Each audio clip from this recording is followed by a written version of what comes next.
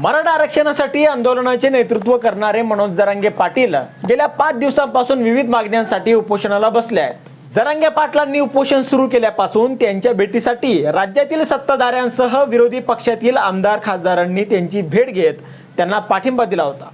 पण आजपर्यंत राज्य सरकारच्या कोणताही प्रतिनिधी त्यांच्या भेटीला आलेला नव्हता। मात्र आज सरकारचे प्रतिनिधी म्हणून कॅबिनेट मंत्री शंभूराज देसाई यांनी मनोज जरांगे पाटील यांची भेट घेतली।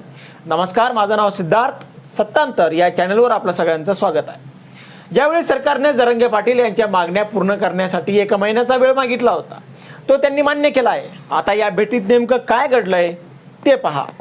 या भेटीमध्ये सरकारने मराठा आरक्षणाच्या संबंधित जरांगे पाटील यांनी केलेल्या मागण्या पूर्ण करण्यासाठी 1 महिन्याचा वेळ मागितला होता। मात्र जरांगे पाटील यांनी आधी सरकारला जे काही करायचं आहे ते 30 जूनच्या आधी करावं असं म्हटलं होतं। मात्र शंभूराज देसाईंनी समजूत काढल्यानंतर जरांगे पाटील सरकारला मागण्या पूर्ण करण्यासाठी 1 महिन्याचा वेळ देण्यास तयार झाले। यावेळी जरांगे पाटील यांनी सरकारला इशाराही दिला। ते म्हणाले, जर 1 महिन्यात मराठा आरक्षणाच्या संदर्भातील मागण्या पूर्ण न झाल्यास आम्ही विधानसभेच्या निवडणुकीत उतरू। दरम्यान सरकारला जरांगे पाटील यांनी आरक्षणासंबंधित मागण्या पूर्ण करण्यासाठी 1 महिन्याची मुदत दिली आहे।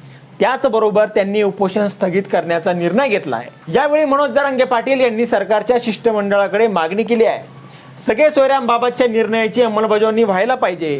त्याच दरम्यान मराठा आरक्षण आंदोलकांवरील गुन्हे लवकरात लवकर मागे घ्यावेत। सरकारच्या या शिष्टमंडळाशी बोलताना जरांगे पाटील म्हणाले की तुमचे अधिकारी काम करत नसल्याने सरकारची बदनामी होत आहे।